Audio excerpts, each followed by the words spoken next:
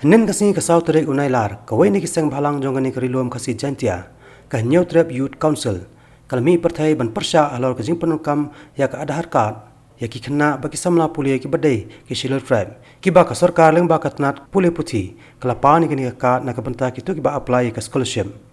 Nen kasi ki no ilam jong ka HYC, ki la pa da ka jing tho show director ka tnat higher and technical education, ka bala dawa na ka sarkar banweng no ya ka kendon ka papan ya ka adhar card. Nak benta kita kita apply ke scholarship, kumjo ye badang police school, college, hadu PhD.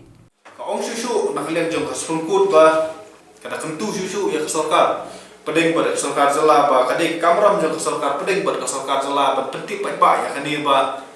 kamdon kame ye kinong shong jong hari India bakin don di wadah nambah. Kabar kebangi hab wa kabalai kebangi haban persya ya kani attachment kelong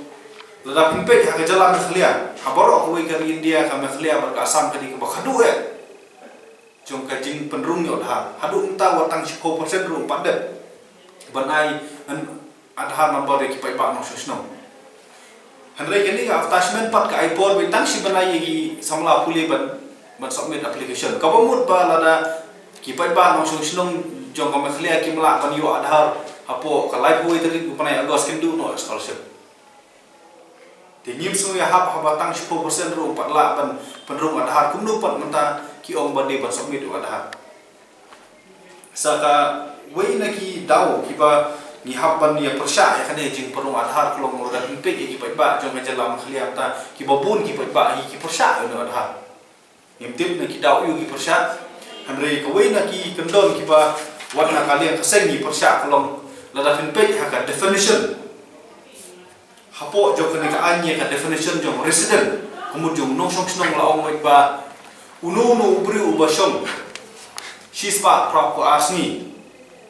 hakano kono jong ka benta jong ka India uta la khen ko resident kan jela makhlia ka di we na ki jela ka ba yasno ka yasinda ba ka Bangladesh manu bala ban petisha ba uta ne kata ka brio kala shong shispa prop ko asni hari India don bala ban penbet ya kata nonton bala bersekiti nak kedau la ni penrung ye kini la long kebangi pen scam ye sipun ba ki legal immigrant bakin long kinong shong yang hari India kan ni kan sadi gawe naki documental proof ko ban pensya ba kini kinong shong yang hari India kumta kan sakta ya demographic bakin cik bunpai jong ka jala ka jongi khamta be ka jala ka jongi yum don ni ta ki anji kanun ki law ki regulation ki ban regulate ya ka influx ti la dangin sim ya ni spa propas ni kan kata yang demographic population juga India ni berkoi berkan abjing mah yang macam tu ripat jungi